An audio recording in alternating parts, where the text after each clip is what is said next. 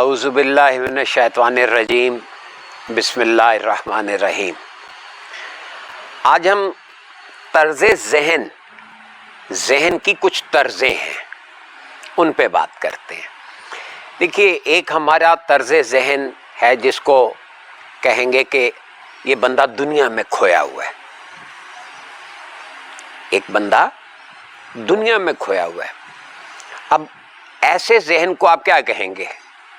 تو تصوف میں اسے فنا فی دنیا کہیں گے کہ یہ دنیا میں کھویا ہوا ہے، یعنی وہ اپنے خاندان، اپنی ذات، اپنے ماحول، اسی کی باتیں سوچتا ہے، اس کے علاوہ اس کا ذہن کہیں نہیں جاتا۔ وہ انہی چیزوں میں گھرا رہتا ہے اور انہی چیزوں کو سب کچھ سمجھتا ہے، حتیٰ کہ یہ تو ساری فانی چیزیں، ان سے وابستہ ساری توقعات بھی فانی ہیں، ان سے وابستہ ساری خوشیاں بھی فانی ہیں، لہٰذا وہ ختم ہو جاتی ہیں۔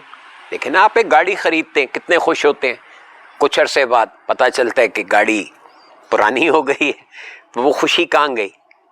وہ باقی نہیں رہی۔ تو یہ فنا فی دنیا۔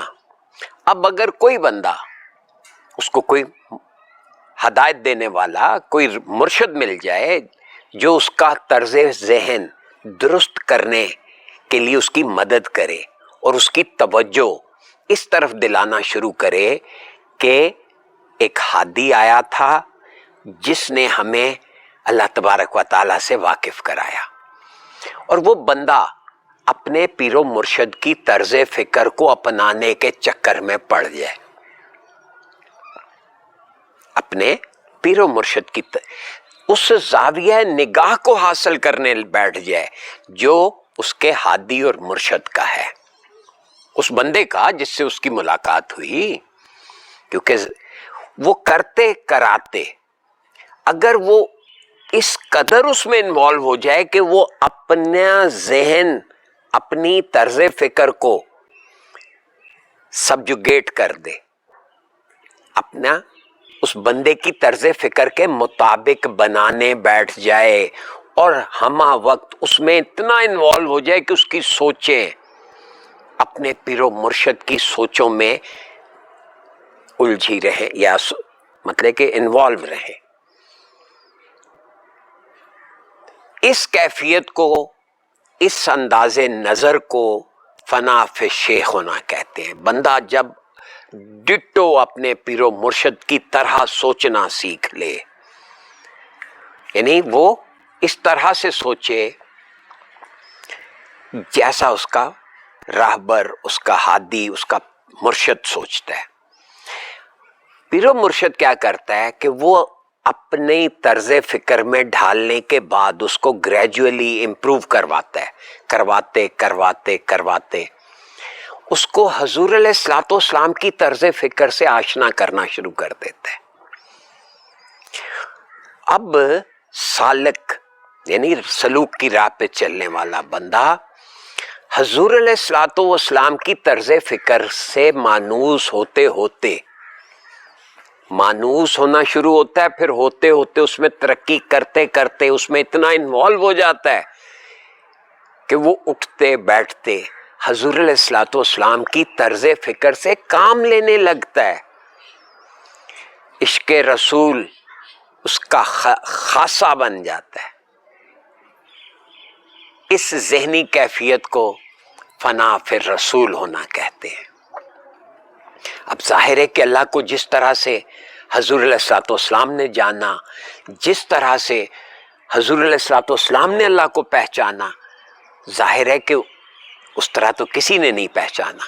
تو اللہ کی معرفت کا جس طرح سے حق حضور علیہ الصلوۃ والسلام نے ادا کیا، اگر آپ سمجھتے ہیں کہ اس درجے کا عرفان حاصل کرنا ہو تو ہمیں کیا کرنا ہوگا؟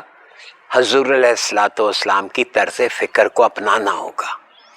ہم اگر حضور علیہ الصلوۃ والسلام کی طرز فکر کو اپنانے میں جت جائیں گے، ظاہر ہے یہ مرشد نے کرنا ہے کہ آپ کا ذہن پہلے اپنی طرزوں میں ڈھالے گا، چونکہ مرشد کی طرزیں رسول کی طرزوں کے مطابق ہوتی ہیں.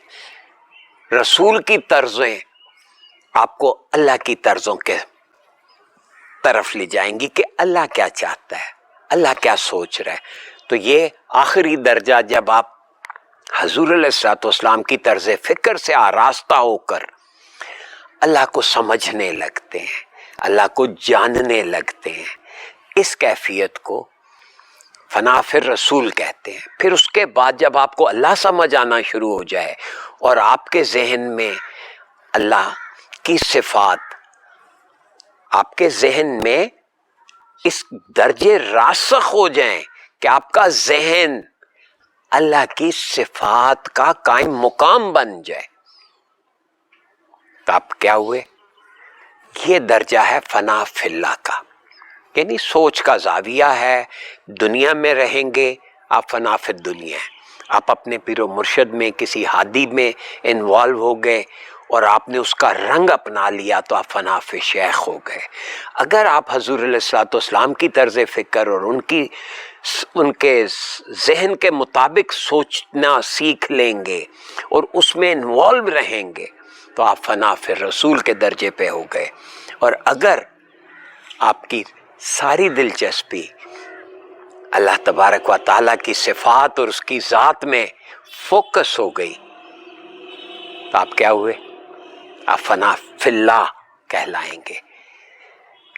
میں نے یہ صیغہ جان کے استعمال کیا کہ آپ, یعنی کہ ہم سب کو اللہ نے یہ صلاحیتیں دی ہوئی ہیں, اللہ نے یہ پوٹینشلز ہمارے اندر انسٹال کیے ہوئے ہیں, ہمیں ودیت کی ہیں. وَنَفَخْتُ فِيهِ مِنَ الرُّوحِ کہہ کر اللہ نے اپنی صلاحیتیں ہمارے اندر رکھ دی تھی تاکہ ہم اس کا عرفان حاصل کریں اس طرح سے جس طرح سے اللہ چاہتا ہے. اور اس کو یہ درجہ بندی کر کے تصوف میں بیان کیا گیا کہ کس طرح سے ہمیں دنیا سے ہٹ کر کسی اللہ والے کی سوچ کو اپناتے ہوئے حضور علیہ الصلوۃ والسلام تک جانا ہے, اور وہاں سے الٹیمیٹلی آپ کو انی جائل فی الارض خلیفہ, یعنی اللہ کا خلیفہ بننے کے لیے اللہ کی بات کو سمجھنا ہے. اس کے بغیر ظاہر ہے کہ سفر مکمل نہیں ہوگا.